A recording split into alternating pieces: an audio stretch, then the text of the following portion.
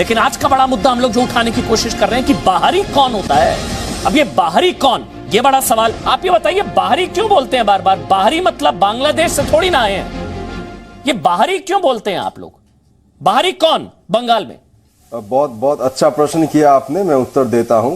बाहरी वो है जिनको लगता है कि गुरुदेव रविंद्रनाथ ठाकुर शांति निकेतन में पैदा हुए थे। ये है बाहरी।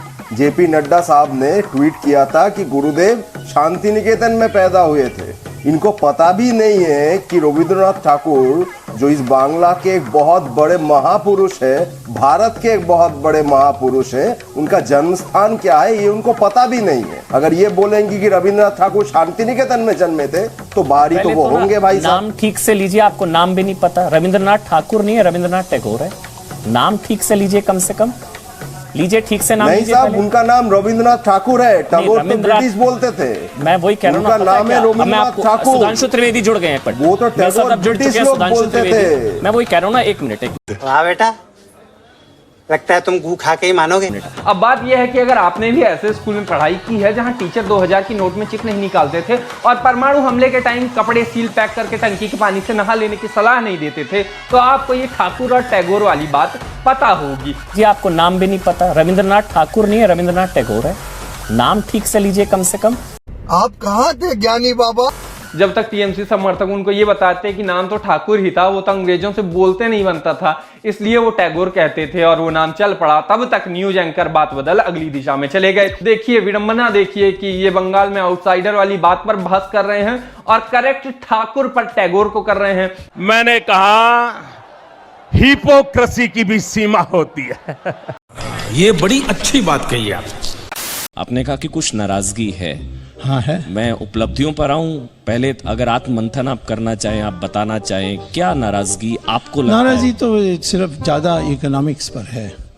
वो जो संचालन फाइनेंस मिनिस्ट्री का हुआ है, वो उससे सबको दुख हुआ है, हम लोगों को भी दुख हुआ है। और जेटली को तो इकोनॉमिक्स पता ही नहीं है, तो इसीलिए इस हालत हुई है। वाह क्या सीन है। अरुण जेटली से इस अति प्रेम की वजह कुछ? मेरे कोई प्रेम नहीं है, मैं उसको जानता भी नहीं हूँ। इतना है कि प्रेम का तो सवाल ही नहीं है। आपका ये प्रेम कई बार छलका है। मैं नहीं, प्रेम आपका प्रेम से मुझे संदेह होता है, तुम्हारे अखबार वालों का प्रेम से। बेटा मौज कर दी, मौज कर दी, वाह बेटे वाह। अरे वाह शेर, वो तुम तो। हमारे देश में कोई इकोनॉमिक्स जानने वाला वित्त मंत्री था तो वो मनमोहन सिंह था। ऐसा क्यों है सर? मतलब मैं बहुत कैंडिडली आपको एक बात कहता हूं। मैं भी कैंडिडली जवाब ही दी। Bye bye, tata, goodbye, गया। बीजेपी में मेरे ख्याल से आप इकलौते ऐसे नेता हैं, सांसद हैं, जो अपनी लाइन खुद तय करते हैं, पार्टी की लाइन नहीं टो करते। उसके आप ये कहते हैं वित्त मंत्री अरुण जेटली इकोनॉमिक्स नहीं जानते हैं। आपने कहा कि माल्या मिलकर गया जेटली से।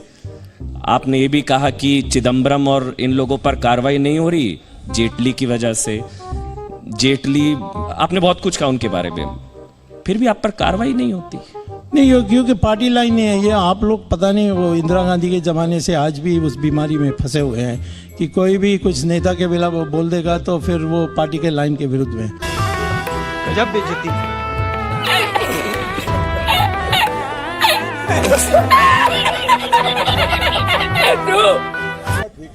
जी ने ठेका ले रखा आरएसएस और बीजेपी की यहाँ पे स्पोक्स पर्सन बनने का। आप लोगों ने, आप कितना पेट नहीं भरता आपका? हर टाइम राहुल गांधी, प्रियंका गांधी, गांधी। आप अपना काम करो, किसानों के अंदर जाओ। आपका चैनल वहां तो जा नहीं सकता, वहां तो भगाते हैं आपको क्योंकि आप गोदी मीडिया हो। गजब बेइज्जती। रुको जरा, सबर करो। वहाँ जाओ ना बिट्टू जी। आपने कहा था ना हम लाशों के ढेर लगाएंगे, के और टाइम नहीं आपके पास। 1 जनवरी 2021 के बाद हम लाशों के भी ढेर लगाएंगे बिट्टू जी। आपने कहा था ना। भाई तुम जाके अब ये काम अकेले करना पड़ेगा ना। अरे वो तो देखेंगे, आप जाओ उठ के जहाँ। अरे भाई मैं भी सरदार बेअंत सिंह का पोता हूँ जिसके टुकड़े टुकड़े हो गए इस देश के लिए। वो भी उसका बाप राजीव गांधी और दादी टुकड़े टुकड़े हो इस देश के लिए। आप लोगों ने दी है कुर्बानी। अरे मैं उसका पोता बैठा हूँ, लाशों के ढेर हमने अपने लगाए हैं। 30,000 लोग मरवाए हैं पंजाब से। कोई एक मुख्यमंत्री बता दो बीजेपी का जिसके टुकड़े टुकड़े शहीद हुआ हो देश के लिए ऑन चेयर। यार कैसी बात करते हो आप मेरे साथ? मैं आपके पहली बार डिबेट पे आया हूँ, आप एक शहीद के परिवार के साथ ऐसे बात करेंगे? भैया मेरा मुंह तो निकल गई, क्या बताऊं भाई।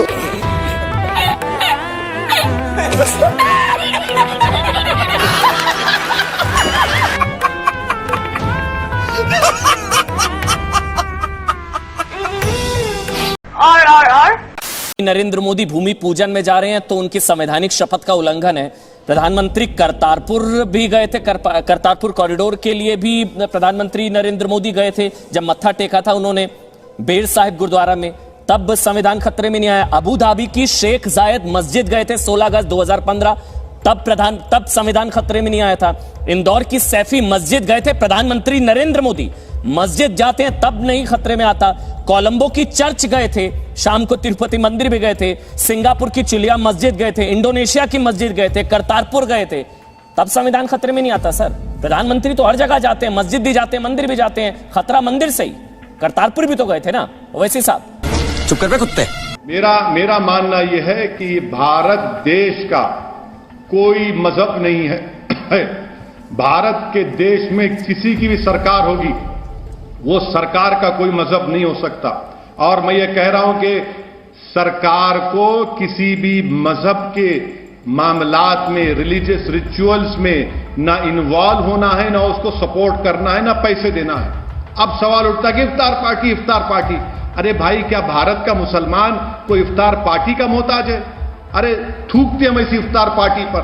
अगर मैं 17-18 घंटे रोजा रहता हूं तो क्या मैं आपकी इफ्तार पार्टी का मोहताज हूं? नहीं, मैं अल्लाह का मोहताज था और रहूंगा। मैं इसलिए रोजा रखता हूं क्योंकि अल्लाह ने कहा कि शुक्र अदा करो और उन लोगों का ख्याल करो भूखे प्यासे रहकर जो भूख से तड़पते हैं। तो इफ्तार पार्टी बंद करिए ना।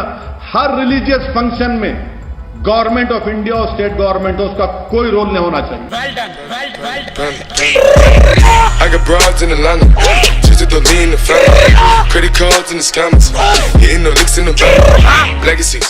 महात्मा गांधी ने केएम मुंशी को कहा था, चलाइए।